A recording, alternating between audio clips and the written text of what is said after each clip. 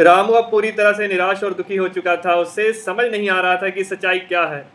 उसने सभी कर्मकांड और रस्में आजमा ली थी, पर उसे मुक्ति कहीं भी नजर नहीं आ रही थी। अंत में वह फिर से उस ज्ञानी बाबा के पास गया और पूछा, बाबा, मैंने बहुत कोशिश की है पर मुझे मुक्ति नहीं मिल रही, इसका कारण क्या है? तो बाबा ने रामू को समझाया, डूबे नरक धारे मुड़ ज्ञान के बिना विचारे, भावना विहीन कैसे ज्ञान को विचार ही। बाबा ने कहा, मूर्ख लोग ज्ञान के बिना विचार किए नरक की धारा में डूब जाते हैं। भावना और श्रद्धा के बिना ज्ञान को कैसे प्राप्त किया जा सकता है? बाबा ने रामू को समझाया कि मुक्ति के लिए ज्ञान और विचार बहुत जरूरी हैं, पर सच्चा ज्ञान तब तक प्राप्त नहीं किया जा सकता जब तक दिल में भगवान के प्रति सच्ची भावना और श्रद्धा ना हो। रस्में और कर्मकांड सिर्फ एक बाहरी दिखावा है। जब तक अंदर से मन शुद्ध ना हो और उसमें ज्ञान ना हो।